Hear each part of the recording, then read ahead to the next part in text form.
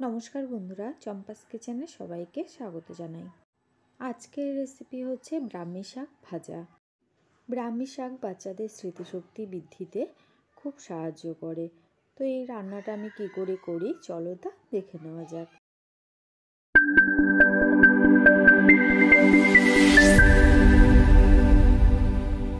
এর জন্য এখানে আমি নিয়েছি কিছুটা ব্রাহ্মী শাক।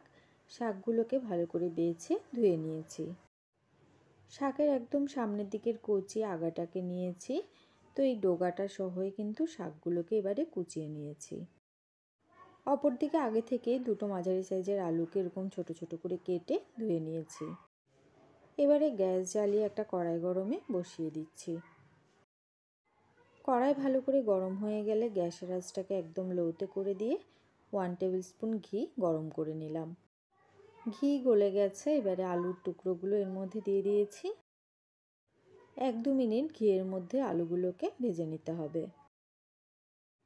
ঘিয়ের মধ্যে আলু হালকা ভাজা হয়ে গেলে এবারে এর মধ্যে দিচ্ছি 1/2 টিস্পুন লবণ আর 1/4 টিস্পুন হলুদ গুঁড়ো। লবণ আর হলুদ গুঁড়োকে ভালো করে আলুর সাথে মিশিয়ে 1 থেকে 2 মিনিট ভেজে নেব। ব্রাহ্মী শাক সবসময় ঘিতেই ভাজবে, এতে এর পুষ্টিগুণটা বজায় থাকে। আলু 50% সেদ্ধ হয়ে গেছে। এবারে একটা চেরা কাঁচা লঙ্কা আর ব্রাহ্মী শাক কুচোনোটা দিয়ে দিয়েছি। একদম ছোট বাচ্চারা যদি ঝাল খেতে পারে না, সেক্ষেত্রে কাঁচা লঙ্কাটা স্কিপ করতেও পারবে। আমাদের চ্যানেল চম্পাস কিচেনের রেসিপিগুলো যদি তোমাদের ভালো লাগে তাহলে অবশ্যই চ্যানেলটাকে সাবস্ক্রাইব করে নেবে এবং পাশে থাকা বেল আইকনটাকে প্রেস করে দেবে। এতে করে আমার আপলোড করা নতুন ভিডিওর নোটিফিকেশান সবার আগে তোমার মোবাইলে পৌঁছে যাবে। কথা বলতে বলতে এদিকে দেখো আলু এবং শাক খুব সুন্দর করে ভাজা হয়ে গেছে। এবারে গ্যাসের আঁচটাকে অফ করে দিয়ে এগুলোকে একটা সার্ভিং প্লেটের মধ্যে নামিয়ে নিয়েছি।